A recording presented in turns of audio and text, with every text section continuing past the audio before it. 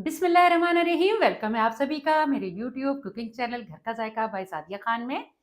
मैं हूँ cooking expert Sadia Khan और हमेशा ही आपके लिए लेकर आती हूँ बहुत ही मज़ेदार और आसान सी रेसिपीज। आज मैं आपके लिए बेकरी स्टाइल के चिकन के शामी कबाब लेकर आई हूँ, जो कि मैं रेशादार शामी कबाब बनाने जा रही हूँ। ये मैं कैसे तैयार करूंगी, अगर आप ये जानना चाहते हैं तो आपको रहना पड़ेगा मेरे साथ वीडियो के एंड तक। तो आइए कबाब बनाना स्टार्ट करते हैं। बेकरी स्टाइल चिकन रेशा शामी कबाब तैयार करने के लिए सबसे पहले हैं मेरे पास 2 चिकन ब्रेस्ट, जो मैंने हड्डी समेत लिए हैं। जब ये चिकन गल जाएगा तो हड्डी को मैं रिमूव कर दूंगी। पकते हुए चिकन में जो चीजें मैं शामिल करूंगी मैं आपको बताती चलूं कि 2 मीडियम साइज के प्याज मैंने टुकड़ियों में कट कर लिए हैं। उसके बाद एक एक खाने का चम्मच है पिसा हुआ लहसुन और अदरक, और उसके बाद है मेरे पास 20 अदद गोल लाल मिर्चें। फिर है 1.5 खाने का चम्मच साबुत धनिया, जिसे मैंने मोटा मोटा कूट लिया है। और फिर है सफेद साबुत जीरा। 1 खाने का चम्मच है नमक, 1 चाय का चम्मच हल्दी पाउडर, और 5 से 6 अदद है मेरे पास बड़ी इलायची, और 2 टुकड़े हैं मेरे पास दालचीनी के, जिन्हें मैंने पीसेस में तोड़ लिया है। और मैं आपको बताती चलूं कि मैंने एक अदद कुकर ले लिया है, जिसमें मैंने 5 गिलास पानी गर्म होने के लिए रख दिया था। पानी गर्म हो चुका है। अब मैं चिकन के पीसेस इसमें शामिल कर दूंगी, और साथ ही जो मसाले मैंने आपको बताए थे वो सारे मैं एक साथ इसमें शामिल कर दूंगी, और फिर मैं चम्मच चला लूंगी।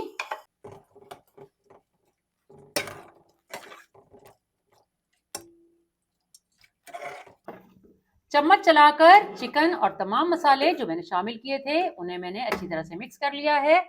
अब मैं 15 मिनट के लिए कुकर का ढक्कन लगा के प्रेशर लगा लूंगी।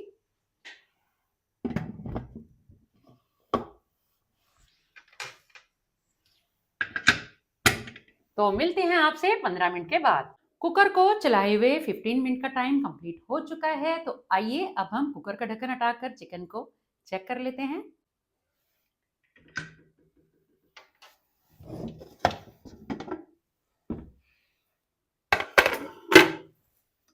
आप देख सकते हैं कि चिकन हमारा कुछ हद तक गल चुका है। अब इसी चिकन और यखनी में मैं शामिल कर दूंगी, मेरे पास है 2 कप के करीब चना दाल, जिसे मैंने 3 से 4 घंटे के लिए भिगो लिया था, और फिर पानी मैंने इसका सारा रिमूव कर दिया है। अब मैं शामिल कर दूंगी कुकर में।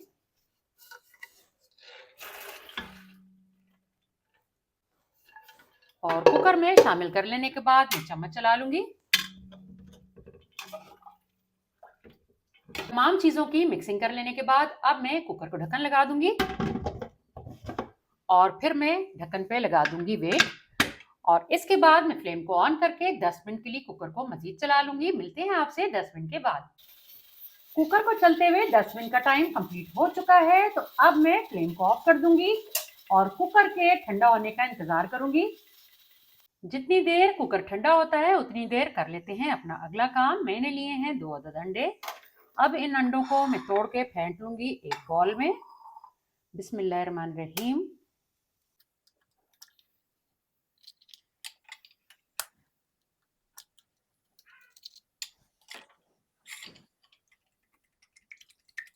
अच्छी तरह से फेंटना है ताकि अंडों के ऊपर हल्का सा झाग आ जाए।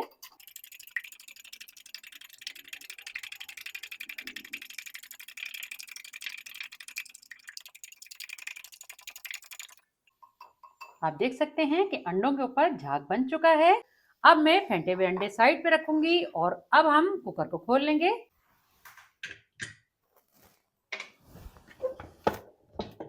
अब आप देख सकते हैं कि दाल बहुत बेहतरीन सी गल चुकी है। जो थोड़ा बहुत पानी इस पे रह गया है तो वो मैं आंच तेज करके इसी में सुखा लूंगी। पानी सूखने से पहले ही मैं निकाल लूंगी चिकन के पीसेस, क्योंकि मैं रेशादार शामी कबाब बना रही हूं तो इसलिए रेशे बनाने के लिए चिकन को अलग कर लूंगी।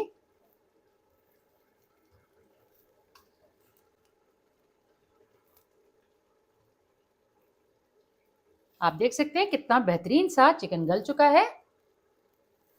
सारा चिकन मैंने निकाल लिया है, और अब मैं इसमें से हड्डियों को रिमूव कर दूंगी।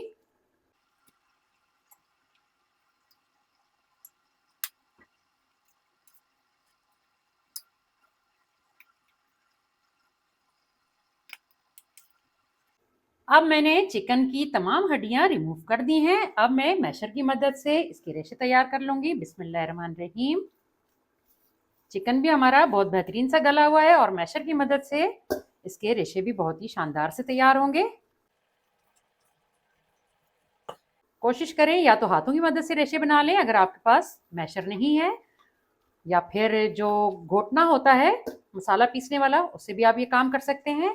चॉपर मशीन में ये काम नहीं करना, वरना तमाम जो ये चिकन है ये पिस जाएगा और इसके रेशे अच्छे तैयार नहीं होंगे।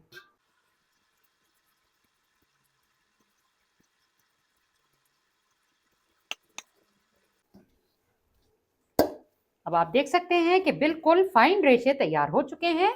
अब यहाँ पे मैं परात को साइड पर कर दूंगी और दाल के मैं ठंडा होने का वेट करूंगी। चिकन के रेशे तैयार कर लेने के बाद अब मैं आपको बताती चलूं कि मैं चॉप कर लूंगी धनिया, पुदीना और हरी मिर्चें। हरी मिर्चें मैंने 5 से 6 अदद ली हैं, इन्हें मैंने रफली कट कर लिया है। आधी गड्डी के करीब मैंने हरा धनिया लिया है और ये हरा धनिया के पत्ते हैं, और छोटी गुच्छी मैंने ली है पुदीने की और उसके भी पत्ते मैंने निकाल लिए थे। और अब मैं चॉपर मशीन में ये तीनों चीजें चॉप कर लूंगी।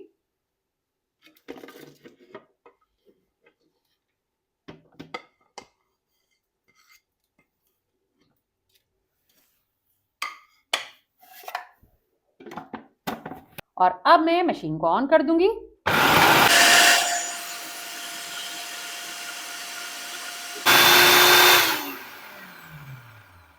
चॉपिंग कंप्लीट हो चुकी है, तो अब मैं ढक्कन उतार दूंगी और जो चॉप किया हुआ मेरे पास ये हरा धनिया, पुदीना और हरी मिर्चें हैं, ये मैं शामिल कर दूंगी रेशा किए हुए चिकन में। बिस्मिल्लाहिर्रहमानिर्रहीम।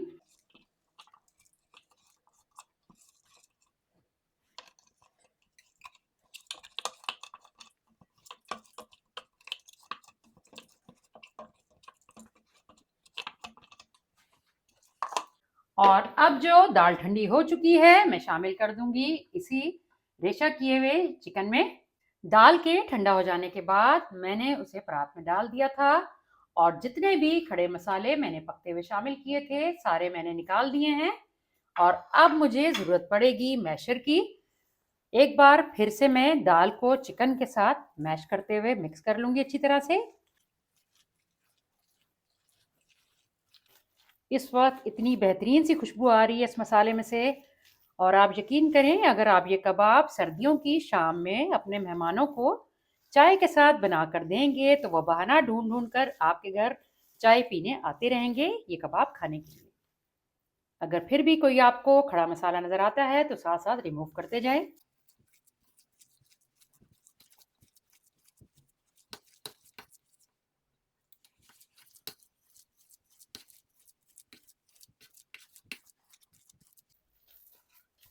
अब मैंने दाल को भी चिकन के साथ अच्छी तरह से मैश करके मिक्स कर लिया है। अब बाकी का काम मैं चम्मच से करूंगी।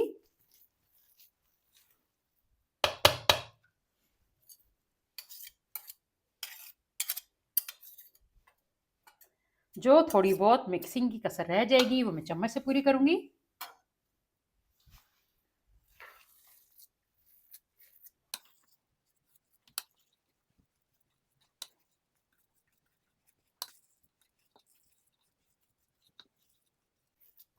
अब मिक्सिंग अच्छी तरह से हो चुकी है, तो अब मैं कबाब की शेप तैयार करना शुरू करूंगी।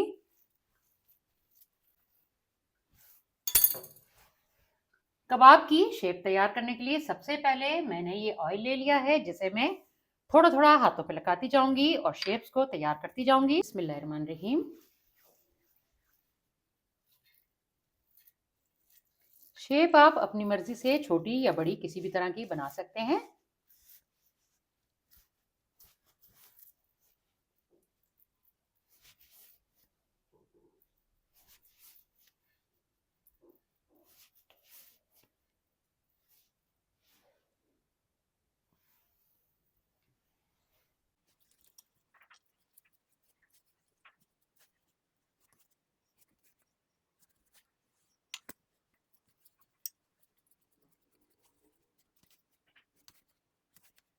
अब मैंने आपको 3 कबाबों की शेप्स बनाकर दिखा दी हैं, बाकी के तमाम शेप्स भी मैं बिल्कुल इसी तरह तैयार कर लूंगी।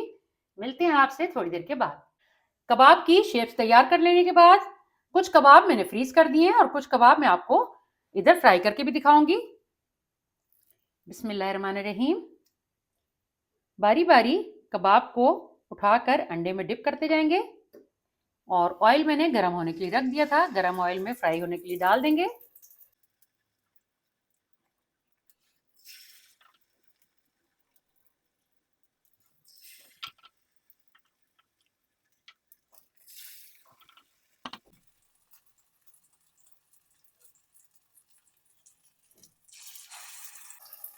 कुछ कबाब मैंने अभी फ्राई होने के लिए डाल दिए हैं, बाकी मैं दूसरी बारी में डालूंगी।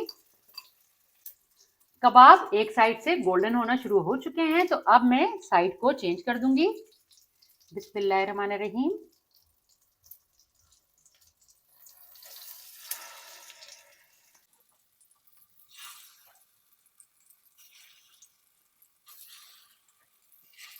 कबाब जब दूसरी साइड से भी गोल्डन हो जाएंगे तो इन्हें मैं एक सर्विंग प्लेट में निकाल लूंगी। अब कबाब दोनों तरफ से गोल्डन होकर फ्राई हो चुके हैं, तो अब मैं इन्हें सर्विंग प्लेट में निकाल लूंगी।